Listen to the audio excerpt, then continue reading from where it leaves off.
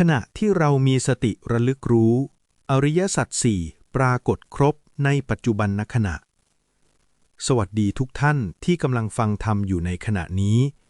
ขอให้เราทุกคนวางภาระของโลกไว้สักครู่ผ่อนคลายกายผ่อนคลายใจแล้วฟังธรรมด้วยใจที่เปิดรับและเป็นกลาง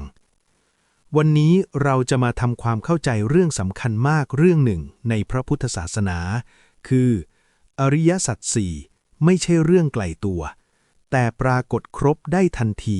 ขณะที่เรามีสติรู้ตัวหลายคนเข้าใจว่าอริยสัจสี่เป็นเรื่องลึกเป็นปรัชญาเป็นของพระอริยเจ้าแต่แท้จริงแล้วพระพุทธเจ้าตรัสไว้ว่าผู้ใดเห็นทุกข์ผู้นั้นเห็นธรรมและการเห็นทุกข์ไม่ได้หมายถึงความทุกข์ใหญ่โตแต่หมายถึงการรู้ตรงต่อความจริงของประสบการณ์ในขณะนี้ข้อที่1ทุกข์ความจริงที่กำลังถูกรู้ขณะที่เรานั่งอยู่ฟังเสียงนี้อยู่ลองสังเกตดูว่ามีอะไรเกิดขึ้นในกายและใจบ้างอาจมีความเมื่อยอาจมีความฟุ้งซ่านอาจมีความเบื่อความคาดหวังหรือความสงบเล็กๆพระพุทธเจ้าตรัสว่าสิ่งใดถูกรู้สิ่งนั้นคือทุกข์ในความหมายของอริยสัจทุกข์ไม่ได้แปลว่าเลวร้ายแต่แปลว่าสิ่งที่เกิดแล้วดับไม่คงที่ไม่อยู่ใต้อำนาจบังคับ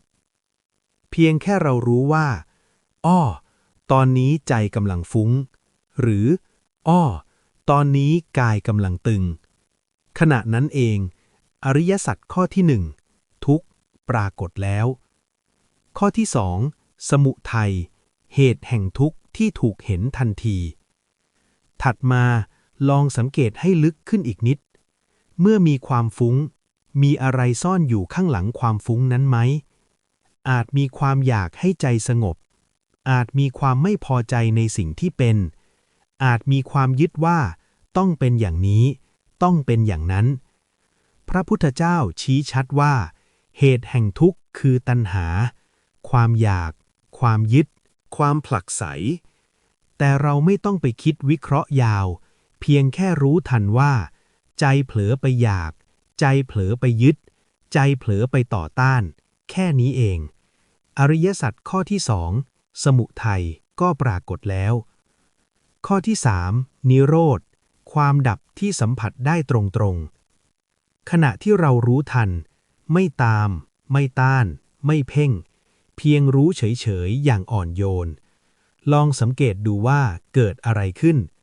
ความฟุ้งอาจเบาบางความตึงอาจคลายใจอาจโปร่งโล่งหรือวางเฉยขึ้นเล็กน้อย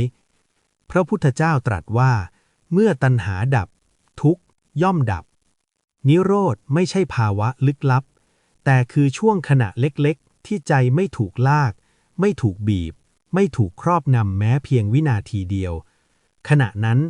อริยสัจข้อที่3นิโรธปรากฏแล้วเช่นกัน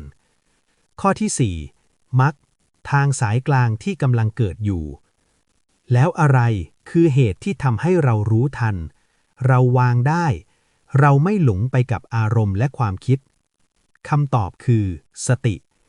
พระพุทธเจ้าตรัสว่ามรรคมีองค์8เริ่มต้นที่สัมมาทิฏฐิและสัมมาสติขณะที่เรารู้กายรู้ใจรู้ตามความเป็นจริงไม่เติมไม่ตัดสินขณะนั้นเองมรรคไม่ได้อยู่ในตำราแต่อยู่ในประสบการณ์ตรงสติที่กำลังทำงานอยู่นี้คือหัวใจของทางพ้นทุกข์ดังนั้นอริยสัจข้อที่4มรรคก็ปรากฏแล้วเช่นกันสรุปให้เห็นชัดอีกครั้งพระพุทธเจ้าทรงสอนธรรมที่เห็นได้ในปัจจุบันไม่จำกัดการขณะที่เรามีสติรู้ตัวสิ่งที่ถูกรู้เท่ากับทุกข์ความอยากความยึดที่ถูกรู้ทันเท่ากับสมุทัยความคลายวางดับเท่ากับนิโรธสติที่รู้ตรงเท่ากับมรรคไม่ต้องรอชาติหน้าไม่ต้องรอเข้าป่าไม่ต้องเป็นคนพิเศษแค่รู้ตัวในขณะนี้ให้ถูกทางขอเชิญทุกท่านทดลองดูในชีวิตประจำวัน ตอนเดินรู้ว่ากำลังเดิน ตอนโกรธรู้ว่าโกรธ ตอนคิดรู้ว่าคิด ไม่ต้องรีบแก้ ไม่ต้องรีบดี แค่รู้ให้ตรง ให้ซื่อสัตย์ต่อความจริง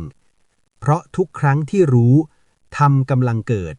อริยสัจสี่กำลังทำงาน และหนทางพ้นทุกข์กำลังเปิดออก ขอให้ทุกท่านเจริญสติ เจริญปัญญา แล้วค่อยๆเข้าถึงความสงบที่พระพุทธเจ้าทรงชี้ไว้ด้วยตนเองทุกคนครับ สาธุ